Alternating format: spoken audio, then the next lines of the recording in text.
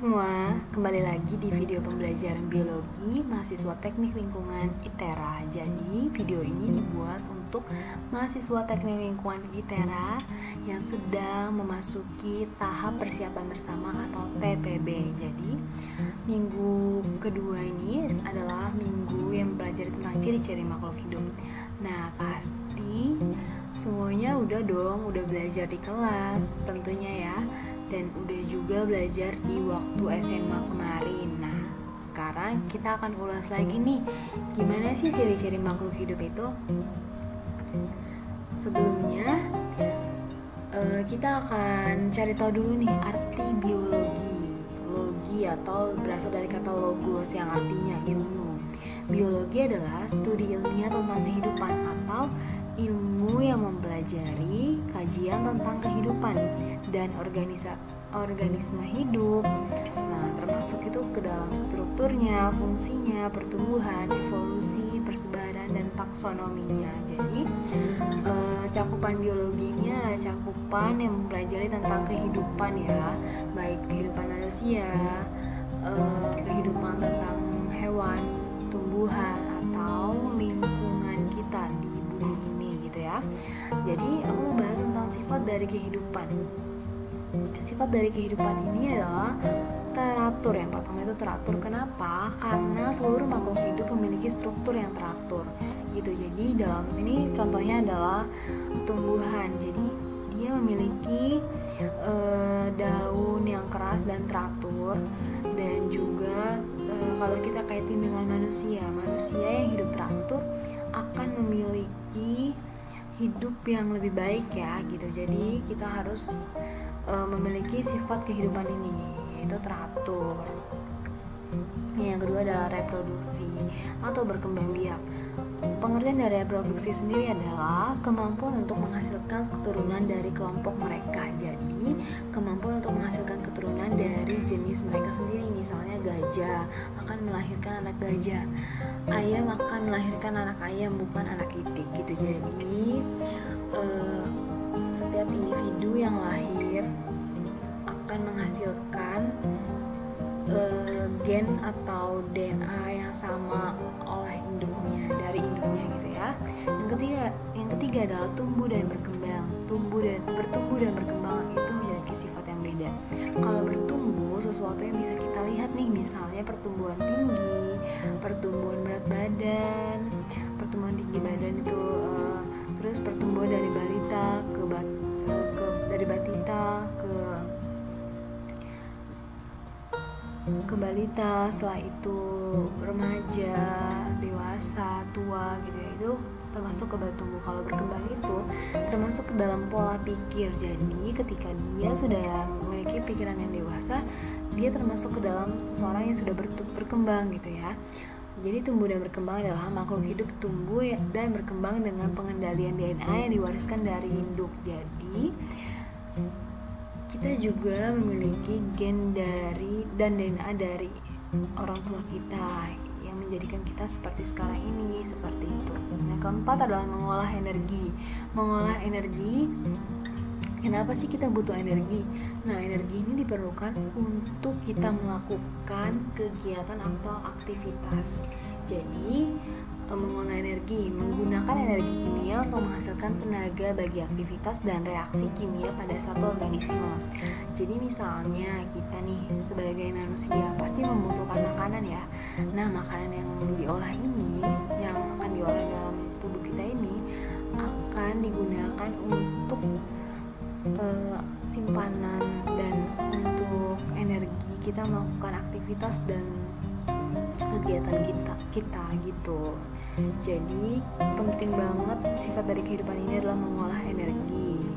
Nah, kalau misalnya daun nih, dia membutuhkan energi matahari untuk melakukan proses pemasakan makanan dalam daun. Nah, kalau untuk ulat dia memakan daun nih. Kenapa? Karena dia butuh energi untuk bergerak, untuk bertumbuh dan berkembang, untuk berkembang biak juga gitu ya. Yang kelima adalah regulation. Regulation adalah memiliki kemampuan untuk mengendalikan kondisi lingkungan dalam tubuh pada batasan yang memungkinkan untuk kehidupan. Yang ketujuh, evolutionary adaptation. Nah, adaptasi ini terjadi pada beberapa generasi di mana individu dengan karakteristik paling tepat dengan kondisi lingkungan memiliki tingkat reproduksi lebih baik dan meneruskan karakter tersebut pada keturunan mereka gitu. Jadi lagi-lagi bicara tentang adaptasi. Jadi setiap orang itu, bukan orang aja sih, setiap makhluk hidup harus bisa beradaptasi. Nah, materi selanjutnya adalah tingkatan organisasi biologis. Sebelumnya, aku mau tanya nih, apa sih tingkatan yang paling bawah atau yang paling terkecil? Ya benar, tingkatan yang paling bawah adalah tingkat molekul. Nah, organisasi kehidupan tingkat molekul. Molekul merupakan partikel-partikel penyusun organisme yang dibangun oleh atom-atom. Pada umumnya, tubuh organisme mengandung molekul yang tersusun dari atom karbon, hidrogen, oksigen, nitrogen. Nah, organisasi kehidupan pada tingkat molekul mempelajari berbagai makromolekul seperti karbohidrat, protein, lipid atau lemak, dan asam nukleat seperti DNA dan RNA. Selanjutnya, setelah molekul ada sel. Nah, sel itu pasti teman-teman tahu ya. Sel adalah unit struktural dan fungsional terkecil dari makhluk hidup. Setiap tubuh makhluk hidup tersusun oleh sel. Ada makhluk hidup yang tersusun atas satu sel, uniseluler, dan ada pula makhluk hidup yang tersusun atas banyak sel atau multiseluler. Sel mampu melakukan semua aktivitas kehidupan dan reaksi kimia untuk mempertahankan kehidupan yang berlangsung di dalam sel. Nah, dalam sel ini terdapat berbagai organel yang menjalankan fungsi tertentu, misalnya mitokondria. Mitokondria tahu dong ya buat apa? Ya benar, mitokondria adalah tempat respirasi seluler. Ribosom sebagai tempat sintesis protein. Nukleus yang berfungsi sebagai mengatur keseluruhan kegiatan sel. Jadi, setiap organel ini memiliki fungsi yang berbeda-beda untuk menjalankan sel gitu. Setelah sel ini sebenarnya ada jaringan. Jaringan ini adalah kumpulan dari sel gitu. Nah, berarti yang pertama tadi molekul, yang kedua sel, yang ketiga jaringan, yang keempat organ. Jadi organ adalah kumpulan berbagai jaringan yang melakukan fungsi tertentu yang disebut sebagai organ. Tubuh makhluk hidup tersusun dari berbagai macam organ. Misalnya organ jantung nih, yang berfungsi sebagai memompa darah, organ otak yang berfungsi sebagai pemrosesan informasi, organ ginjal yang berfungsi untuk menyaring darah dan lain sebagainya gitu. Jadi kumpulan jaringan adalah organ. Yang selanjutnya adalah sistem organ. Sistem organ ini adalah kumpulan dari organ-organ. Di dalam tubuh kita nih, organ-organ yang berbeda akan berkumpul membentuk suatu sistem yang disebut sistem organ. Kumpulan organ-organ tersebut akan menjalankan fungsi dan tugas yang saling berkaitan. Contohnya, sistem pada organ manusia, sistem pencernaan yang terdiri atas organ mulut, lidah, gigi, kerongkongan, lambung, usus halus, usus besar, dan anus. Jadi, semuanya itu berfungsi dalam sistem pencernaan kita. Ada juga sistem pernafasan gitu ya. Setelah itu kumpulan dari sistem organ. Tadi kan organ-organ membentuk sistem organ. Sistem organ terbentuk menjadi satu individu yang utuh. Kenapa? Karena sistem organ ini saling bekerja sama dan menyusun tubuh organisme. Organisme atau individu merupakan makhluk hidup tunggal. Jadi misalnya seorang manusia, seekor tupai, sebatang pohon kelapa, seekor semut, atau setangkai satu rumput itu udah termasuk individu karena mereka memiliki sistem organ yang saling bekerja sama ya untuk menyusun tubuh organisme tersebut. Selanjutnya dari individu terbentuklah populasi. Kumpulan dari individu adalah populasi. Nah, populasi ini contohnya itu kayak sekumpulan semut yang terdapat di batang pohon, terus kawanan rusa di padang rumput gitu. Jadi populasi ini adalah kumpulan individu. selanjutnya adalah komunitas. Komunitas adalah kumpulan populasi dari berbagai spesies yang saling berinteraksi dan hidup di daerah tertentu dalam kurun waktu yang sama. Misalnya populasi ikan yang hidup di laut gitu. Jadi komunitas ini tuh kumpulan populasi, berarti dia terdapat lebih dari 2 atau 3 individu ya, karena tadi kan individu terbentuk, kumpulan individu menjadi populasi, kumpulan populasi menjadi komunitas gitu ya. Nah, selanjutnya adalah tingkat ekosistem, organisasi kehidupan tingkat ekosistem. Seluruh komunitas beserta lingkungan fisik atau abiotik yang saling berinteraksi disebut ekosistem. Dalam ekosistem, organisasi kehidupan berlangsung sangat kompleks. Jadi antara populasi terdapat suatu hubungan simbiosis serta siklus energi dan materi. Siklus energi ini terjadi melalui suatu peristiwa makan dimakan yang membentuk sebuah rantai makanan. Jadi ekosistem ini bisa dalam ekosistem perairan atau ekosistem di sawah gitu ya.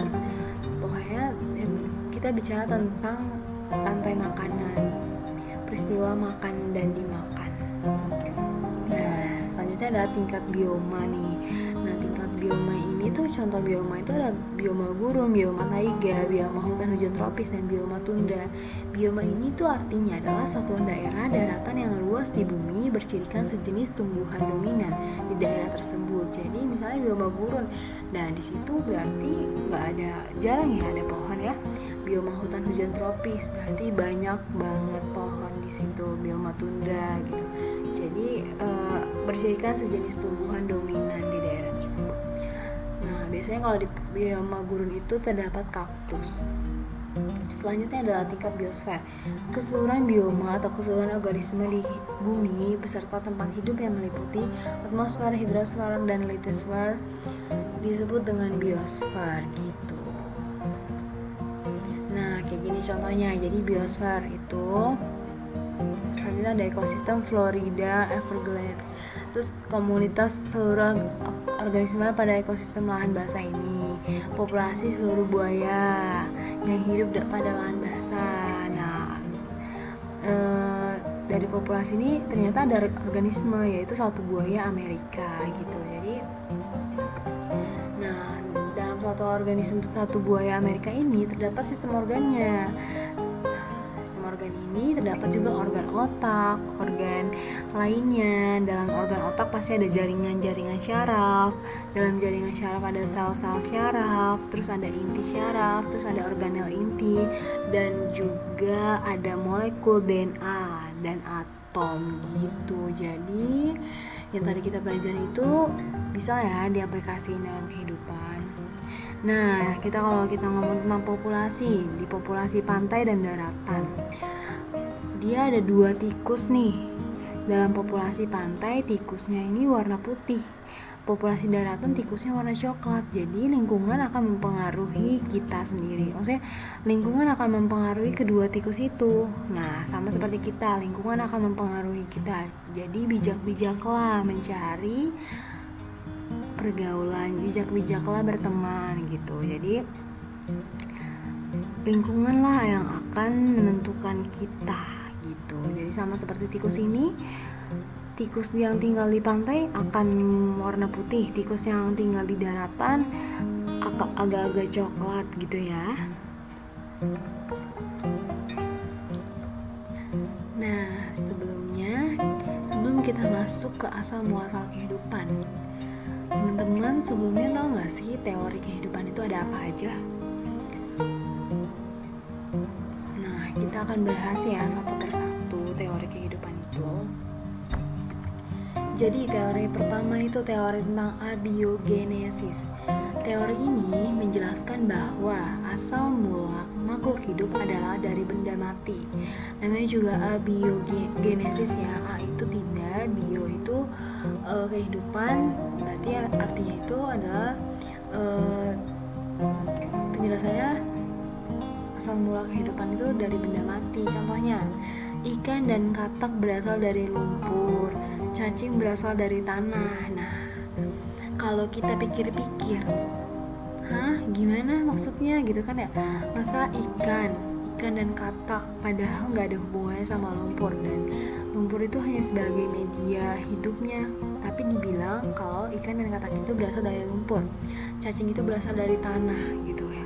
Padahal tanah dan lumpur adalah media atau habitat hidup mereka gitu.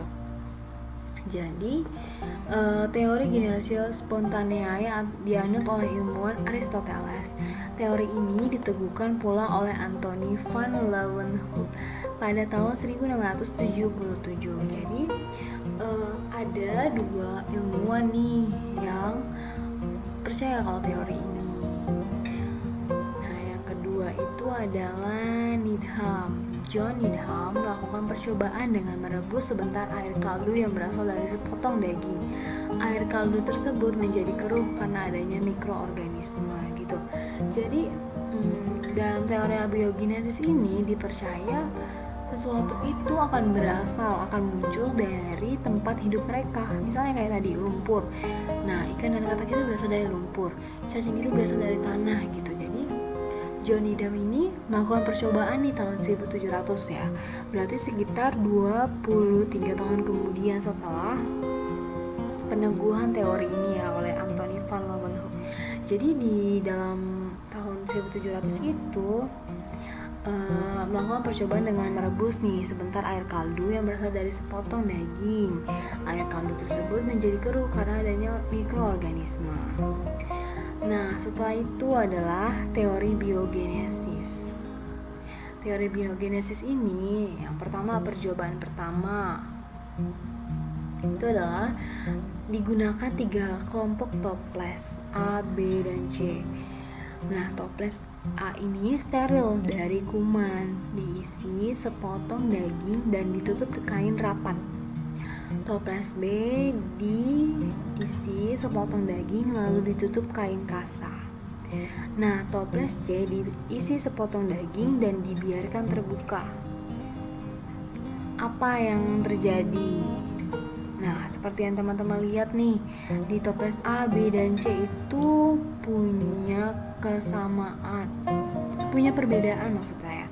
Nah, di toples A yang ditutup, yang steril tadi, yang ditutup kain rapat, hanya terdapat lalat di luar ya. Nah, yang di B itu sepotong daging dan lalu ditutup kain kasa ya. Jadi berarti masih ada ruang yang tersisa, masih ada ruang yang dapat masuk, udara yang bisa masuk ya. Itu terdapat lalat di dalamnya, terdapat belatung. Nah, yang ketiga itu dibiarkan terbuka.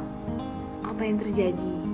Dihinggapi lalat seluruh bagian daging gitu ya. Itu yang membedakan dan timbullah belatung. Nah, yang kedua, percobaan kedua, digunakan 2 kelompok labu nih. Labu itu gelas kimia untuk yang biasa digunakan di laboratorium. Kelompok 1 berisi cairan kaldu daging yang dipanaskan dan setelah dingin dibiarkan terbuka beberapa hari. Nah, kelompok 2 atau labu kedua ini berisi cairan kaldu daging yang dipanaskan sama kayak isi dari kelompok labu pertama tadi, kemudian ditutup rapat dan didinginkan serta dibiarkan beberapa hari. Nah, apa yang terjadi di labu pertama atau labu kedua? Nah, di labu pertama itu terdapat mikroba. Karena apa? Karena dibiarkan terbuka beberapa hari. Sedangkan di labu kedua itu tidak terdapat mikroba karena dia tidak terdapat udara yang masuk ke dalam gitu. Nah, yang ketiga, percobaan ketiga oleh Louis Pasteur. Nah, menggunakan labu leher angsa, yaitu melengkung 2 kali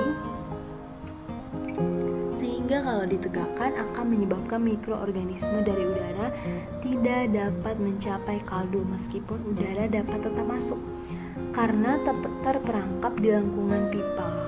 Labu itu diisi kaldu daging dan dipanaskan hingga steril. Kemudian dibiarkan beberapa hari, ternyata kaldu tetap jernih steril gitu. Jadi karena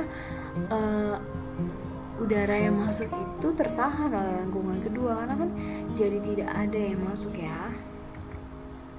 Nah, teori evolusi, selanjutnya teori evolusi. Evolusi dapat didefinisikan sebagai proses perubahan yang mengubah kehidupan di bumi dari keanekaragaman awal hingga menjadi tingkat keanekaragaman saat ini. Jadi evolusi manusia, seperti yang kita tahu, evolusi manusia ini dulunya ya, kita masih di zaman purba seperti apa. Nah, sekarang berevolusi menjadi manusia modern gitu.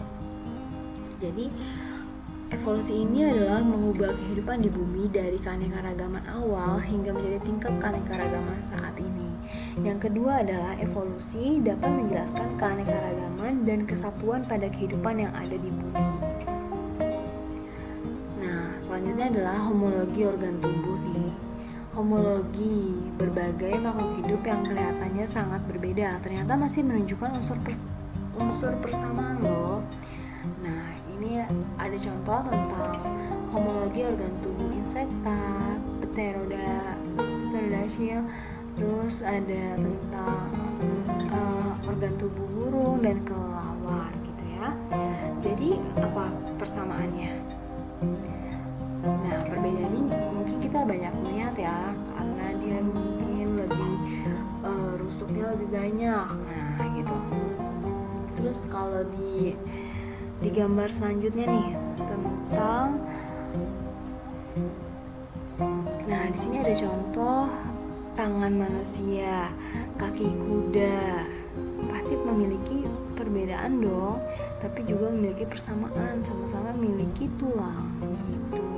Tapi tulangnya berbeda-beda sesuai dengan fungsinya. Karena sesuatu yang diciptakan itu pasti memiliki fungsi, dan fungsi itu mempengaruhi bentuk tubuh. Bentuk maksudnya bentuk tubuh, organ tubuh makhluk hidup tersebut. Nah, semua anggota vertebrata dalam perkembangan embrionya menunjukkan persamaan. Tahapannya sebagai berikut. Teman-teman bisa lihat nih ya, di sini itu kita lihat banyak banget, seberapa 3 tahap perbedaan ya.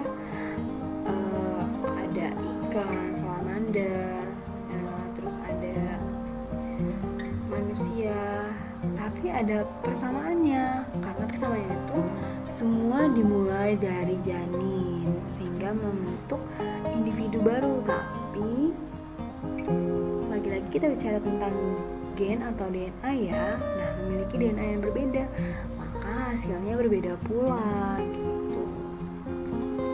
Nah, evolusi ini adalah tema inti dari biologi. Pada tahun 1859, Charles Darwin menerbitkan buku berjudul On the Origin of Species by Means of Natural Selection yang menitikberatkan pada 2 poin. Yang pertama adalah spesies yang hidup sekarang berasal dari spesies nenek moyang yang disebut oleh Darwin sebagai keturunan dengan modifikasi. Nah, yang kedua adalah natural selection atau seleksi alam, adalah mekanisme dari proses evolusi. Jadi dalam bukunya ini yang Charles Darwin terbitin ini, dia menitikberatkan pada 2 poin nih. Yang pertama tentang tadi keturunan dengan modifikasi, yang kedua tentang seleksi alam. Nah, kita lihat dari contoh gambar burung di samping. Ini menunjukkan bahwa burung memiliki karakteristik dasar berupa sayap, paruh,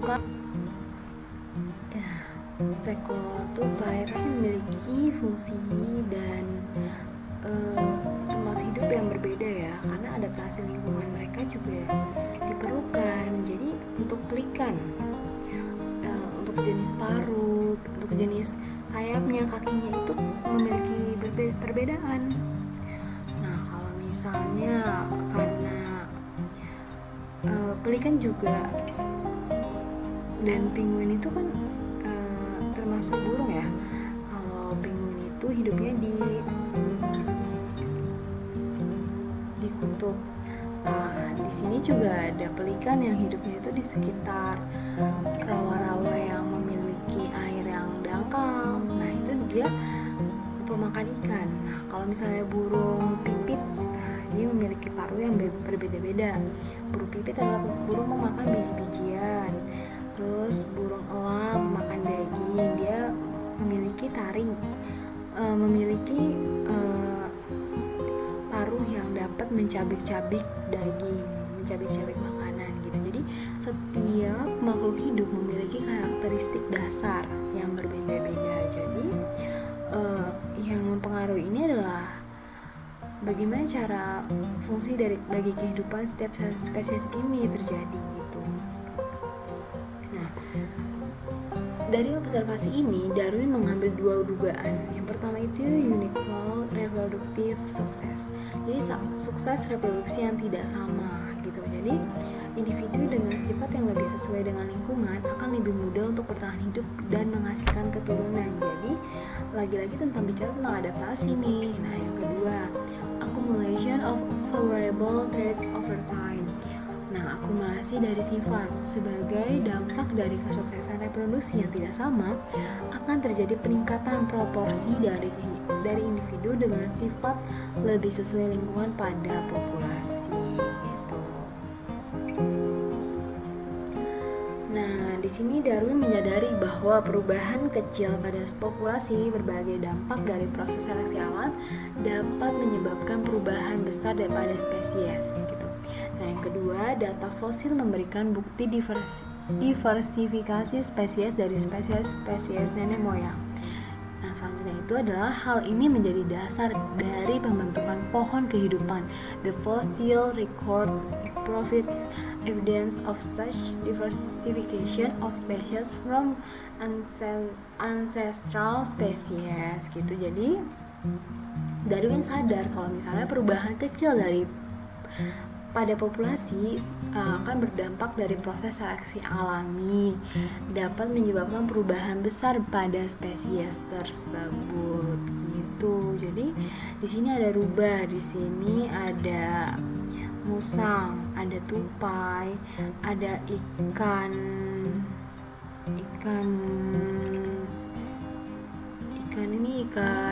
semacam ikan duyung ya. Terus ini ada panda dan ada serigala, ada rubah ya. Ada anjing di sini juga bisa. Nah, di sini juga kita lihat nih, dia tuh memiliki kesamaan yang berbeda. Dia tuh dampak kecil daripada populasi ini akan mempengaruhi proses seleksi alami gitu. Jadi kita harus bisa menyesuaikan diri, kita harus dapat beradaptasi dan berseleksi alam gitu ya. Oke, mungkin dari penjelasan yang tadi aku jelasin itu belum cukup nih teman-teman. Jadi teman-teman boleh banget belajar lagi dari buku-bukunya, dari sumber-sumber, karena belajar itu gak harus dari satu video. Belajar itu bisa banyak, dan belajar itu gak harus sebelum ujian ya gitu. Jadi carilah ilmu dan carilah sebanyak-banyaknya, gali-gali ilmu sebanyak-banyaknya, karena cuma beberapa menit ini gak akan cukup buat kita menguasai biologi, karena biologi ini cakupannya luas gitu ya. Jadi selamat belajar, selamat ujian. Semoga materi yang aku jelasin di materi kedua ini dapat membantu teman-teman dalam meningkatkan pemahaman teman-teman tentang ciri-ciri makhluk hidup. Nah, aku mau kasih satu quotes nih. Kesuksesan hanya milik mereka yang mau berjuang. Jadi untuk mereka yang malas-malasan, untuk mereka yang gak mau berjuang, ya sudah, tidak apa-apa. Kita harus melihat diri kita sendiri dulu ya gitu. Terima kasih telah menonton sampai akhir. Semoga videonya bermanfaat, dan kalau suka sama videonya boleh like ya dan komen. Terima kasih. Selamat berjuang dan selamat belajar. Semangat selalu.